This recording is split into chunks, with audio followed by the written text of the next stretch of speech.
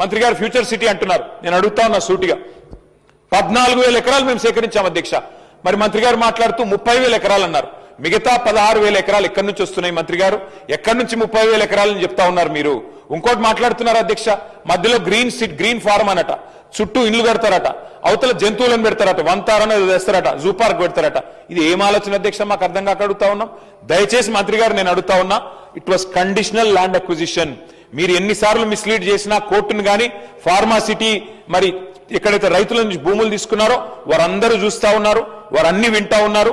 ఏ దురుద్దేశంతోనైతే, ఏ real estate యావతోనైతే మీ ప్రభుత్వం ఇవాళ పనిచేస్తున్నదో ఇది ప్రజలు చూస్తా ఉన్నారు. మంత్రి గారు తప్పకుండా ఈ విషయంలో ఫ్యూచర్ సిటీ విషయంలో కూడా మీరు స్పష్టత ఇవ్వాలని చెప్పి కూడా కోరుతూ చివరిగా నేను ఒకటే అడుగుతా ఉన్నా అధ్యక్ష, ఈ ప్రభుత్వాన్ని మూసీకి 1,50,000 కోట్లు అని చెప్పి ముఖ్యమంత్రి గారు ఒకసారి కాదు అధ్యక్ష 4 సార్లు చెప్పారు.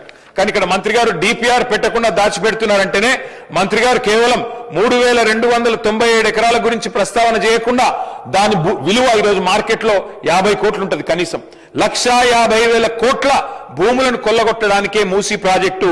ఆ దోపిడీకి మేము వ్యతిరేకం తప్ప మూసీ పునరుజ్జీవనానికి కాదు. మూసీలో ఎస్టీపీలు కట్టింది మేము, మూసీకి గోదావరి నీళ్లు తెచ్చింది మేము. మీరు ఎన్ని చెప్పినా కొండపోచమ్మ, మల్లన్న సాగర్ నిర్మాణం చేసింది మేము, కాళేశ్వరం జలాలు తెచ్చింది మేము, ముమ్మాటికి మూసీలో మీరిచ్చే డబుల్ బెడ్రూమ్ ఇల్లు కట్టింది మేము, మీరు తెచ్చే గోదావరి జలాలు తెచ్చింది మేము, అట్లాగే ఎస్టీపీలు కట్టింది మేమే, మూసీ పునరుజ్జీవం ప్రారంభించింది మేమే.